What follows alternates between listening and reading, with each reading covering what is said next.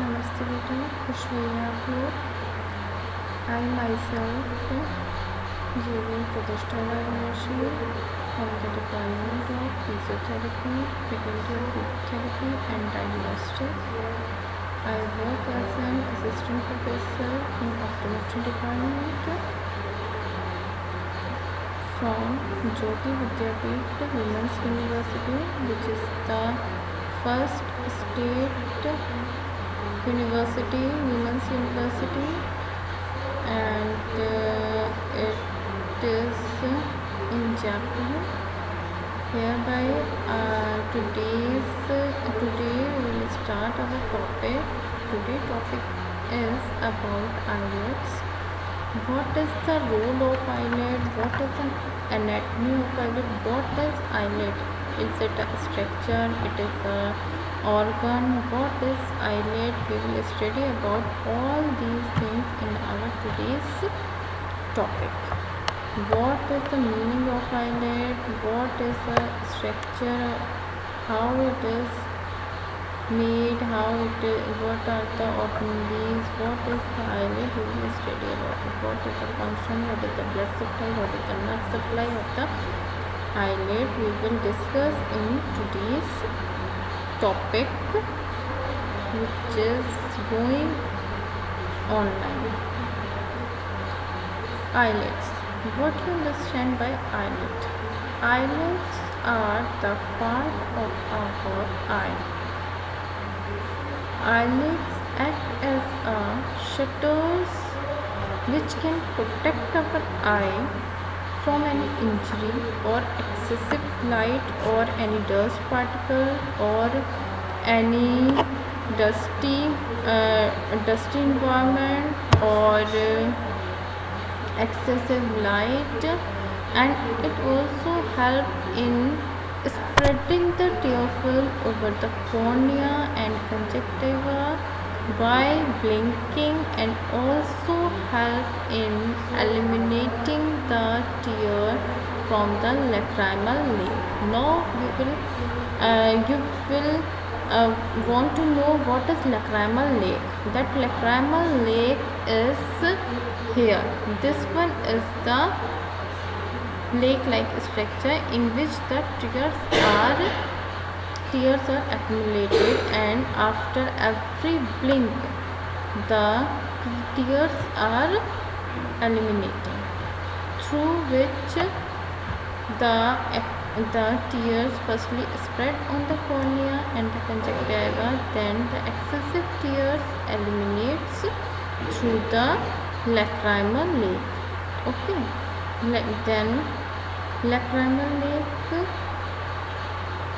it is information that if the lake is filled with the tears, then it has to be drained out by the punctures. Then really information regarding the state of wakefulness and attention of the person. It tells about the person that he or she is sleeping, or he or she is attentioning any object or anything. If anybody is attentioning any object or anything, then his or her blink rate reduces. Means the eyelids are working more than its capacity. Okay. Now, what is the embryology of the eyelid? Embryology means how it develops. What are the developmental steps of the eyelids? Development of the 5 pharyngeal arteries occurs in the first few weeks of gestation. Gestation means the pregnancy period. Mesenchymal proliferation occurs cephalad to the first brachymal arc to form the facial processes, the frontal, nasopharyngeal, medial nasal, lateral nasal, maxillary and mandibular. These are a frontal nasal. Is this one is the frontal nasal. This one is the medial facial, this one is the lateral facial, and maxillary and mandibular. Okay, the upper eyelids are formed from frontal nasal processes. This one is the frontal nasal processes. The lower eyelid form maxillary. This one is maxillary and this one is mandibular. Okay. Then we will study about how the folds are, how the appearance of the eyelid folds marked on the eyelids. ठीक है. The appearance of the eyelid fold mark the beginning of the eyelid development during the 6th or 7th week of gestation.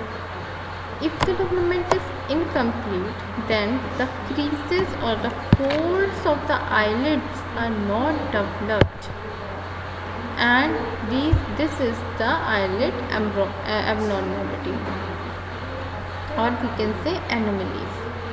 Eyelid fusion or eyelid development start in 8 to 10 weeks of gestation. Development of eyelid structures 3 to 4 months gestation. I mean to say the development of eyelid structure starts, or development process is going on through 3 to 4 months of gestation. Okay. Eyelid dysfunction. It means the creases are formed or not formed. These all are seen up to the 5 to 6 months of gestation. Whether the folds are developed or not, whether the eyelids are separated, both the eyelid upper or lower lids are separated, or they are stacked, or these eyelids are drooped, or maybe these are opened forever. These all are seen up to the month of 5 to 6 months of gestation. Then what is the gross anatomy of eyelid? We will study about the gross anatomy of eyelid. Upper eyelid extend from eyebrow to the palpebral fissure. Upper eyelid, which one is the upper eyelid? Upper eyelid is this one. This one extend from the eyebrow to the palpebral fissure. Palpebral fissure is this one. Lower eyelids, inferior boundary of palpebral fissure to merge into cheeks. In lower eyelid, what is lower eyelid? Its boundary is from, this one is the palpebral fissure, so starting from the palpebral fissure to the boundaries of the cheeks. And in primary position, upper eyelid and covers the 1/6 of the cornea, and lower eyelid just touches the cornea. This one covers the 1/6 of the cornea, and lower eyelid touches only the cornea's boundary. Lid creases and folds. Superior lid crease, attachment of LPS to the skin. This one is the superior lid crease, this one, and here is our LPS muscle. So it is an attachment which attaches to the LPS muscle to the skin. Okay. Now the inferior lid creases. Inferior means this one, downwards. This one, fibrous slips from fascia surroundings inferior to inferior rectus muscle, which attaches to the skin. Okay. Lid fold, loose folds and subcutaneous tissues over the creases. Limit spread of blood and fluid downwards from the lid to the creases. Superior lid crease is usually 8 to 12 mm above the upper lid margin, and this allows the fat to occupy a position more inferior and anterior, creating the appearance of the eyelid fold. It means this one is covered by the cornea, and it attaches to the palpebral fissure. Now, what are canthi? In our each eye there are two canthi. One is the lateral and second is the medial canthi. Lateral canthi is a contact with eyeball. Medial canthi is separated from eyeball by the tear layer. In this area there is caruncle and Pilica semilunaris. Caruncle, what is caruncle? Caruncle is a piece of mass which is having sebaceous glands, is situated in our eye, just medial canthus of the eye. Then Pilica semilunaris, highly vascular